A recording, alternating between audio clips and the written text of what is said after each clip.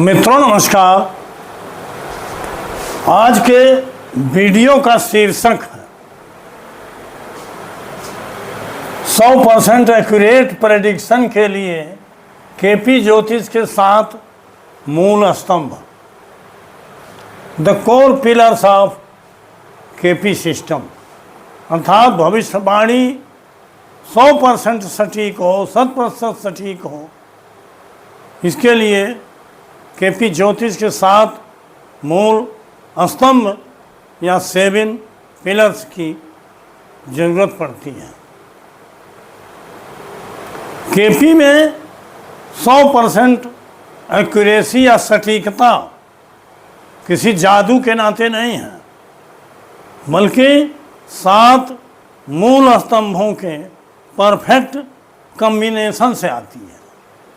7 स्तंभ जो इसके हैं, 7 पिलर्स जो हैं, उनमें आपस में ऐसा तालमेल होता है, ऐसा तालमेल बैठाया जाता है कि केपी की हर भविष्यवाणी 100% सटीक होती है। और उसमें से एक भी पिलर मिस हुआ किसके द्वारा?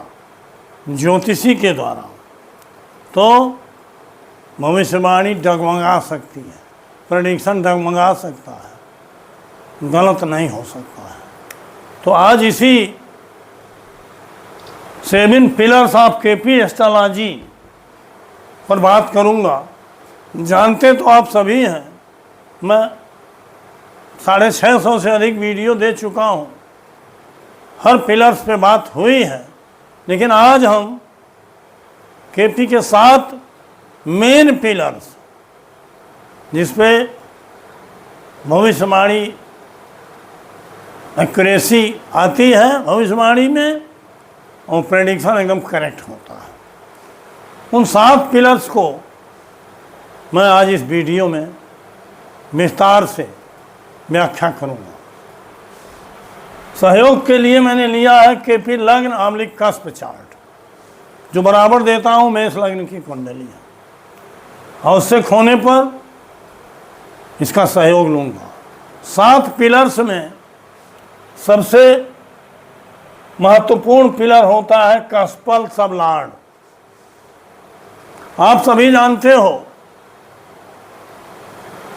केपी लग्न चार्ट और KP cusp chart. Cusp chart भावचलित कुंडली है, लेकिन प्रचलित परंपरा में जो भावचलित थी उससे भिन्न है, क्योंकि वो भाव मध्य पर होता था, ये भावारंभ पर है। तो ये केपी कस्प जो चार्ट होता है, उसमें कुंडली के 12 भावों के उपनक्षत्र स्वामी कौन है ये जानना जरूरी होता है। और 12 भाव के ये उपनक्षत्र स्वामी ही ये बताते हैं कि आप अपने भाग्य में क्या लेके आए हो। क्या कोई घटना, चाहे नौकरी हो, चाहे धन संबंधी कोई हो, या विवाह हो, या संतान प्राप्ति हो, या कोर्ट केस हो, या क्रिकेट मैच हो, या विदेश गमन हो, या व्यवसाय हो, व्यापार हो, जो भी घटना जीवन की है वो घटित होगी कि नहीं, एक कस्पल सिग्निफिकेटर्स बताते हैं। कस्पल सिग्निफिकेटर तो कस्पल सबलार्ड बताते हैं, और कस्पल सबलार्ड से पता चल जाता है कि ये घटना आपके जीवन में है। अगर कस्पल सबलार्ड उस घटना को प्रॉमिस नहीं करते हैं तो दशा अंतरदशा या समय कितनी भी सटीक हो, लेकिन वो घटना नहीं घटती। तो इस नाते पहला पिलर है कस्पल सबलार्ड, अर्थात भावों के उप नक्षत्र स्वामी। सबलार्ड माने होता है सब स्टार लॉर्ड या उप नक्षत्र। ये सबलार्ड कस्पल में ही नहीं होते, बल्कि प्लेनेट में भी होते हैं। प्लेनेट में भी हमने बताया है कि 4 स्टेप करके देखिए, कोई ग्रह है तो किस नक्षत्र में है, और उसमें भी नक्षत्र का सबलार्ड या उप नक्षत्र स्वामी कौन है, वो किस स्टार में है, इस 4 स्टेप करके देखा है। इस तरह से कस्पल सबलार्ड की सही समझ और सही प्रयोग आपके प्रेडिक्शन या भविष्यवाणी की एक्यूरेसी का प्रथम स्तंभ है। दूसरा है स्टार लॉर्ड। कस्पल सबलॉर्ड का भी स्टार लॉर्ड होता है नक्षत्र स्वामी, और ग्रहों का भी स्टार लॉर्ड होता है नक्षत्र स्वामी। अर्थात केपी ज्योतिष नक्षत्रों पर आधारित है, अर्थात नक्षत्रों के माध्यम से जो नक्षत्र स्वामी फल बताएगा वही फल होगा, लेकिन सबलॉर्ड उसका निर्णायक होता है। सबलॉर्ड की इतनी भूमिका नहीं है, सबलॉर्ड के आधार पर ही 1 से लेकर 249 तक की संख्याएं बनी हैं, जो प्रश्न कुंडली देखने में हमेशा प्रयोग में आती हैं, और उसकी भी एक्यूरेसी 100% सटीक होती है। तो दूसरा है स्टार लॉर्ड माने नक्षत्र, ये दूसरा स्तंभ है। तीसरा स्तंभ है हाउस सिग्निफिकेटर, अर्थात इन 12 भाव के संकेतक ग्रह कौन है, सिग्निफिकेटर कौन है, एजेंट कौन है, प्रतिनिधि कौन है, कारजेस कौन है। ये बार बार हमने भाव समूह की बात किया है, भावों की बात किया है। जैसे नौकरी मिलना है तो 6, 10, 2, 11 चाहिए, संतान चाहिए तो 5, 2, 11 चाहिए, विवाह चाहिए तो 7, 2, 11 चाहिए। इस तरह से ग्रह किन भावों का सिग्निफिकेटर है वो भी अपने स्टार लॉर्ड के माध्यम से, और क्या उसका सब लॉर्ड सपोर्ट कर रहा है, इसको भी देख करके ही सही प्रेडिक्शन किया जाता है। अर्थात ग्रह का स्टार लॉर्ड भी महत्वपूर्ण होता है, और सब लॉर्ड के स्टार लॉर्ड को भी देख, अर्थात केपी ज्योतिष नक्षत्रों पर आधारित है, और सब लॉर्ड स्टार लॉर्ड के, स्टार माने नक्षत्रों के ही विभाजन से उपनक्षत्र बने हैं 249 की संख्या में। और इन उपनक्षत्रों का निर्माण कृष्णमूर्ति पद्धति में ही मिलता है। इसके पहले उपनक्षत्र या सब लॉर्ड की कोई कल्पना नहीं थी, इसी नाते इसकी एक्यूरेसी और बढ़ गई। तीसरा आता हाउस सिग्निफिकेटर हमने बताया। चौथा स्तंभ है रोलिंग प्लैनेट्स। अभी हमने इसके पहले जो वीडियो दिया है आप देख लीजिएगा। रोलिंग प्लैनेट्स ऐसे माध्यम हैं जो जन्म कुंडली या प्रश्न कुंडली या केवल रोलिंग प्लैनेट के आधार पर भी अगर कोई फल आप कहना चाहते हैं तो वहाँ रोलिंग प्लैनेट की ज़रूरत पड़ती है, जो तात्कालिक शासक ग्रह होते हैं। रोलिंग प्लैनेट शासक ग्रह और ईश्वरीय सलाहकार के रूप में डिवाइन पावर की तरह काम करते हैं। तो रोलिंग प्लैनेट भी आप समझ गए। और पांचवा होता है विंशोत्तरी दशा। ये रूलिंग प्लैनेट, ये स्टार, ये सब स्टार, ये सिग्निफिकेटर्स तो केपी में ही प्रयोग होते हैं, इसी नाते इनके मूल स्तंभ का। लेकिन विंशोत्तरी दशा ये प्रचलित ज्योतिष में ही है, परंपरागत ज्योतिष में भी है, और केपी में भी विंशोत्तरी दशा को ही सटीक माना गया। यही इसकी प्रामाणिकता है कि क्यों केपी में विंशोत्तरी को लिया गया। इस नाते जो भी अध्ययन केपी में हुआ ये कोई काल्पनिक नहीं बल्कि विज्ञान संगत है और सत्य है। छठवां होता है ट्रांजिट।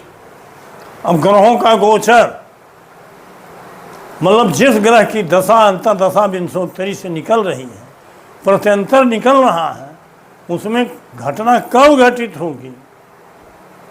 अब दशा अंतर्दशा और प्रत्यंतर तक हम जाते हैं और जो कालखंड आता है उसमें ही वो घटना उस समय में घटित होती है। तो अब प्रत्यंतर भी 2 महीने, 3 महीने, 4 महीने तक होता है, 6 महीने तक होता है। बड़े मतलब 20 साल जिसकी शुक्र की दशा है तो उसमें प्रत्यंतर थोड़ा लंबा समय।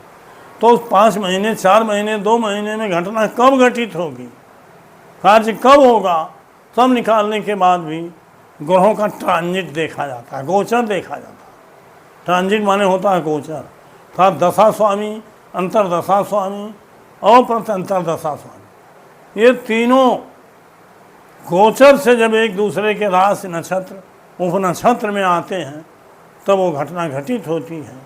और चंद्रमा का ट्रांजिट देख करके किस दिन वो घटना घटित होगी ये निर्णय सटीक कर दिया जाता है। इस नाते ये ट्रांजिट ग्रहों का गोचर, ये 6वां स्तंभ है। और 7वां स्तंभ पुनः आ गया आरपी टाइमिंग।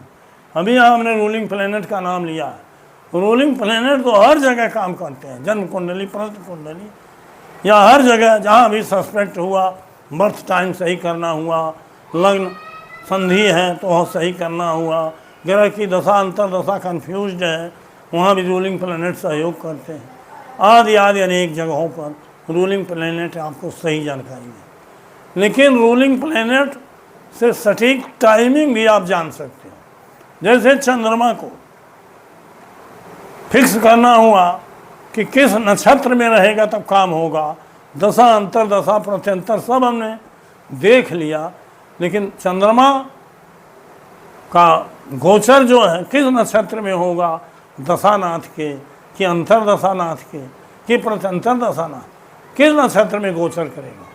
तो ऐसी स्थिति में रूलिंग प्लेनेट वहाँ भी देख के ये बता देगा दशांतर और प्रत्यंतर में से जो ग्रह उच्च स्तर का रूलिंग प्लेनेट होगा उसी के नक्षत्र में चंद्रमा आएगा तो इस कालखंड में कार्य हो जाएगा।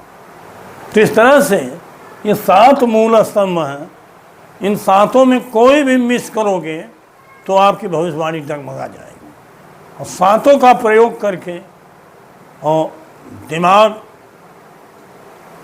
और नाक कान आँख मतलब पूरी तरह से सतर्क होके भविष्यवाणी करोगे तो आप भी अपनी कुंडली देख के, किसी कुंडली देख के सटीक भविष्यवाणी कर सकते हो।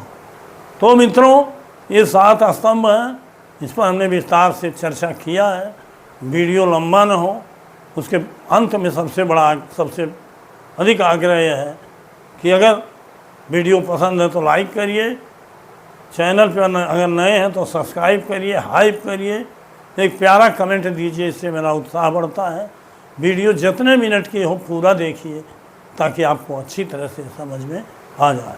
बहुत बहुत धन्यवाद, हार्दिक शुभकामनाएं।